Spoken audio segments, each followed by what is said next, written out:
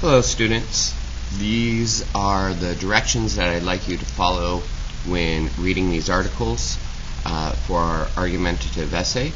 You will need your highlighter and red pen. If you have two highlighters, that works best, but I understand I only require one highlighter, so you may have your red pen and highlighter. And what we're going to do is we're going to read and we're going to highlight the for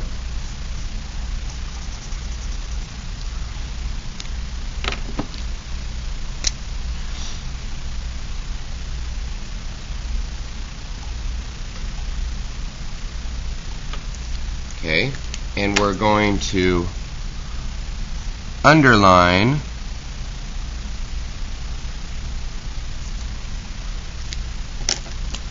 the against.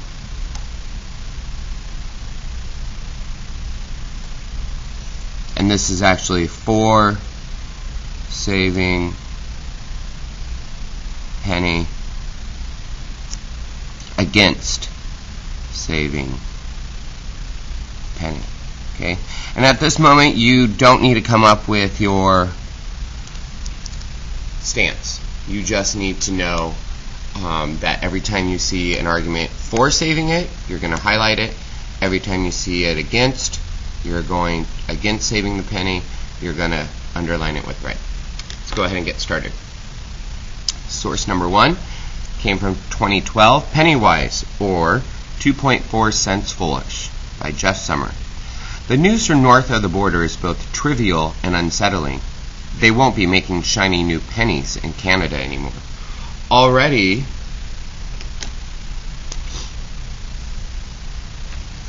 he says that this news is trivial and unsettling, right? So that's actually trivial means that it's a small problem, but unsettling means that it's causing a problem, right? So it's almost both. Now, I'm going to highlight and underline all for and against, but that doesn't mean I have to use any of it. Some of it will be very bad to use in an essay, but this way I know that I've combed through all four of these articles, and I've known, and I can compile a list of what's for, what is against, and then what I'm going to do is I'm going to choose the best ones, right? So just because you highlight it or underline it doesn't mean that you're going to use it, right? It could be really bad for or against reasoning. All right, let's continue. The government in Ottawa has made this decision after years of deliberation, that means just discussing the problem, for reasons that would seem to apply equally well in the United States. Pennies take up too much space on our dressers at home. Okay. Against pennies. Jim Flattery, the Canadian finance minister, said in a speech last month, a persuasive government brochure put it this way: we often store them in jars, throw them away in water fountains, or refuse them as change. Okay, so that is against saving the penny. Pennies cost more to produce than they are worth. Interesting. I did that because I think that's a really good one. They are worth so little that many Canadians don't bother to use them at all. Do we really need pennies? The Canadian government doesn't think so. By the fall, it plans to stop minting them and stop distributing them through banks. It won't actually ban them, though. Some people have grown so attached to pennies, a penny saved is a penny earned, after all, that they may want to keep them and use them indefinitely. And they can, the Canadian government says. All right, some people have grown attached to pennies. But those who can bear to part with their pennies are being encouraged to bring them to banks for eventual melting or to donate them to charities, which will presumably bring them in for melting. Electronic transactions will continue to include cents, where retail sales will be rounded up or down. There we go.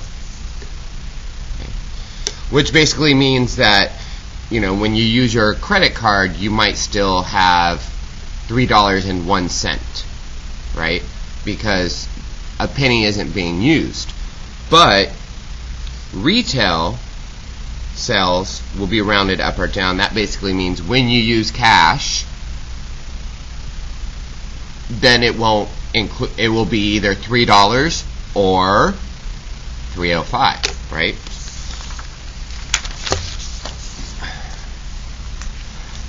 Inflation is sometimes cited as a threat whenever small coins are phased out. A $2.01 cup of coffee should be rounded down to $2, while $2.03 should become $2.05, for example. But retailers in the real world might raise prices more than lower them. That could cause a small one-time inflation burst. Okay, so what is this? This is for saving the penny, right? Because it's going to cause inflation.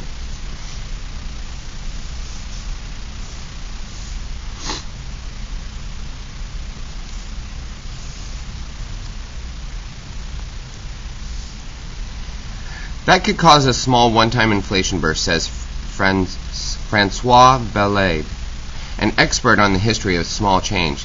But it is a competitive market. You might well see price But in a competitive market, you might well see price decreases, says Mr.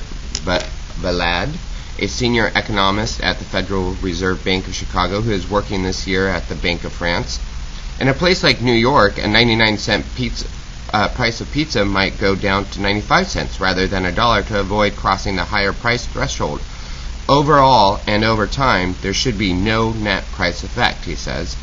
So this is for getting rid of it, because what will happen? Prices will decrease, right? He finds the argument for phasing out the penny to be at least as strong in the United States as in Canada because the two nations' small coins, political history, and socio-economic culture have so much in common. That's what makes the Canadian decision a little unsettling, he says. Their pennies even look like ours. Interesting. In the United States, the mint says each zinc and copper coin costs 2.41 cents to produce and distribute. It costs 1.6 Canadian cents to make a penny at the mint in Winnipeg, according to Canadian government figures. A Canadian cent is worth about 0.99 cents at the current exchange rate. From the standpoint of economics, that's just a total waste of money. There we go. Again. Now, we don't need to be worried about Canada because your argumentative essay is only on the U.S. penny, not the Canadian. Pennies may not be big money even if you add them together, but we are paying a cost for the privilege of squirreling them away in drawers and on dressers.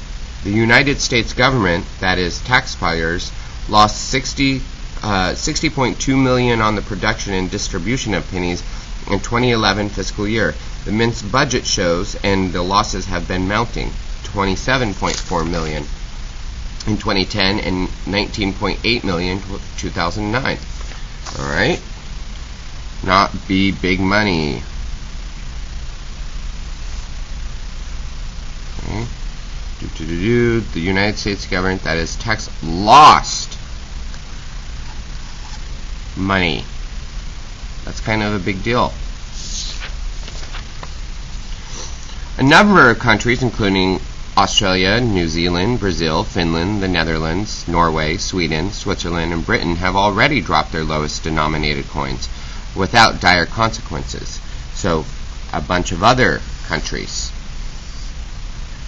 dropped what they use as a penny. What is to be done in the United States? The mint defers to Congress, and Congress hasn't told it to abolish the penny. Lawmakers have directed the mint to study ways to make small coins more cheaply.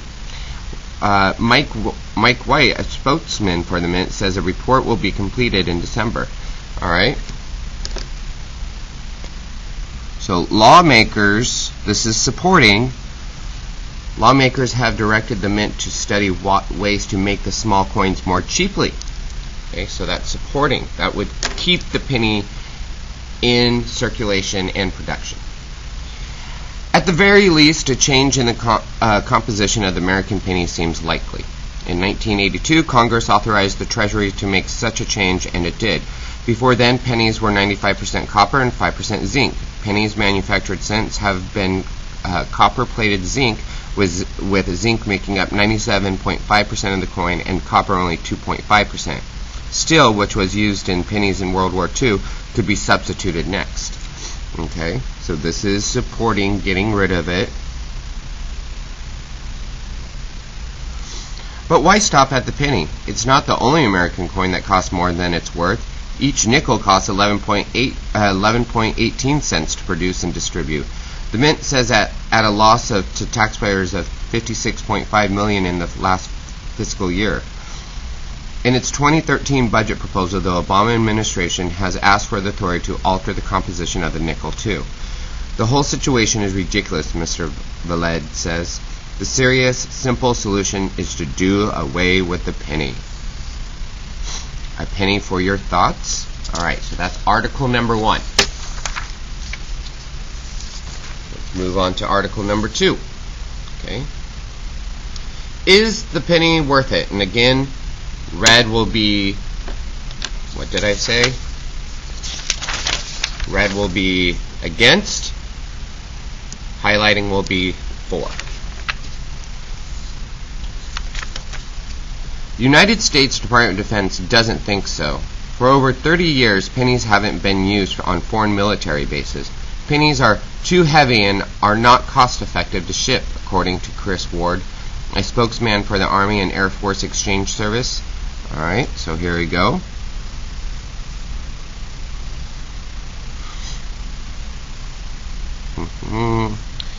So they haven't been used on military bases, and that makes sense, because we have a military base all over the world. Why would you ship a penny if it's not even worth it?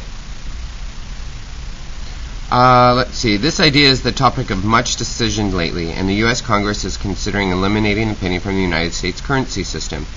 On foreign military bases, instead of using pennies, the shops and restaurants round to the nearest 5 cents. For example, if a lunch bill comes out to be $9.06, it would be rounded down to $9.05. If it was $9.09, it would be rounded up to $9.10. The rounding system seems to work well for the military, and some experts, such as Harvard professor N. Gregory Mankiw, want to do the same in the entire United States. Alright, so this is supporting. Some people fear that rounding will end up costing people extra money. Okay, that's against. Mark Weller, Americans for Common Sense spokesman, claims that stores will not choose to round their prices down. He claims that what he calls the rounding tax will cost consumers $600 million per year. Okay, so that's for keeping the penny. Dr. Robert Wapples, a professor at Wake Forest, disagrees and does not think the economic impact of eliminating pennies will be significant. Okay, that's for getting rid of them. Not only does he believe that it will have an insignificant impact on prices, but Wapples seems to think that eliminating the penny will save time too. He asserts that this time saved is even more valuable than eliminating a potential impact on rounding prices. His study says that the time wasted counting pennies could add up to over $700 million per year nationwide. To a retail business, time is money because many retail businesses pay their employees by hour. If the retail clerk and customer spend just 2.5 seconds per transaction counting pennies, those seconds add up. Those seconds add up to an estimated $700 million in wages that businesses pay retail clerks to count pennies. Okay? So all of this, the time saved is even more valuable than time wasted counting pennies could add up. Many retail businesses do. Retail clerk. Those seconds add. So counting up these pennies is going to be costly. Not everyone agrees that the penny should be totally eliminated. Many argue that price rounding cannot be done fairly and that finding a way to make pennies cheaper is a better approach. Okay, we want to keep it here. Steel, which was used to make pennies during World War II, would be a cheaper alternative. No matter what your stance, the penny debate is real, and the United States has to make a decision one way or the other. All right, there is our second one. Okay, source number 3, sorry. It says right there. Give a penny, save the day. Last week, Washington Middle School, WMS, hosted its annual penny drive for charity. Students from every grade throughout brought in bags and jars of pennies, and with everyone's assistance, they raised over $3,000 in 1 week. This amazing effort was made possible due to the power of the penny. Many people do not see the value of the penny, and they feel as though pennies are not worth the trouble of carrying them around. Pennies might be a little bulky, but they add up. Moreover, because they are worth so little, people don't mind donating them to charity. Students at WMS found out for themselves last week. Okay. So this whole article seems to support keeping the penny. If the school had organized a dime or a quarter drive, they probably would not have raised as much money. As Michael Cooper, an 8th grader, said, "If you asked for my quarters, I would have said no, because I use them for video games. Pennies don't really matter much, so I was happy to give them to someone who could use them." Many other students I spoke with echoed Michael's words. Bottom line, a penny is not worth much by itself, but as WMS found out, there is power in numbers. When people put all their pennies together for a good cause, they can add up quickly, and they can truly help a good cause. So if you don't see much value in a penny, WMS can put it to good use. Alright. So, maybe by itself the penny isn't very good, but it's still worth money. And if one person brought in a penny from everyone here at at our school, 700, that'd be what? 700 be $70? And that's only one penny from one person. $70 can go a long way. Alright, last article. Source number 4. The Ever-Changing Penny by Maria Story. The 1-cent piece, commonly referred to as the penny, has been a part of the United States history for over 200 years. Its design has changed 21 times. History also shows that as the economy changed, so has the value of the coin. The first pennies, minted until 1857, were very large, larger than our modern-day quarter, and had different images of the Statue of Liberty on the front. People did not really like how big they were. Several other versions of the coin were minted before finally producing the familiar Lincoln penny in 1909. Since then, 10 varieties have been minted, mostly because of changes in metal content. Changing metal content was important to try to reduce production cost. Okay, support. The U.S. Mint is still exploring additional designs and different, more cost-effective metal compositions for the penny. Okay, support in keeping it. The history of a penny reveals more than just a coin. It exposes a piece of American culture. Okay, American culture as support. The 1-cent piece has influenced our language, giving us a number of idioms such as a penny for your thoughts, a way to ask someone what someone is thinking, and not 1 red cent, meaning no money at all. The coin also gave rise to the terms like penny candy, a piece of candy sold for a cent, and penny arcade, an amusement center with machines that cost 1 cent to operate. Okay. So it had influence on our language. Continuing. Despite its cultural influence, the penny is currently under attack. The reason? Because making money also costs money. In 2011, it cost the U.S. Mint more than 2.4 cents to produce 1 penny. We've already seen this, huh? So that's kind of important. This has led many to argue that the penny is inflating the economy and should be eliminated. Interesting. However, what many people fail to also consider is that the nickel, too, costs more to produce than it is worth. In 2011, the cost of the U.S. Mint to produce a nickel was over 11 cents. Even though production costs are slightly lower today, the penny still costs the U.S. just over 1.8 cents to produce. The nickel's cost is currently 9.4 cents. The history of the American penny is a curious one. How long it will remain a part of our spending currency is yet to be determined. All right, real quick. The penny still costs the U.S. just over 1.8 cents.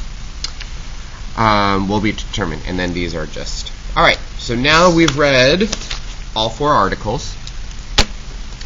And we identified the for and against, right? So now what you need to do is get a piece of paper.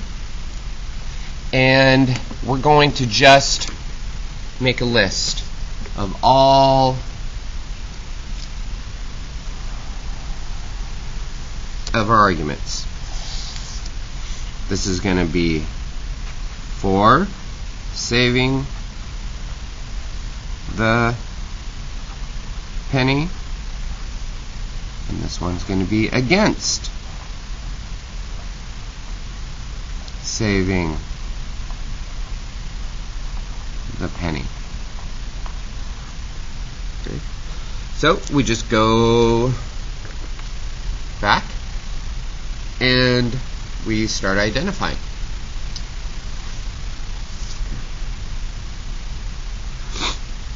So, for the news in the birth is both trivial and unsettling. Unsettling, and you don't need to copy it down word for word, is used to describe the stopping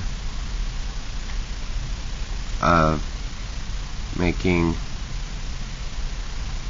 penny. And what you will also want to do is you'll want to say where you got the source. So this one was by Jeff Summer, so we'll just put Summer. Okay. Against, pennies take too much space on our dressers at home.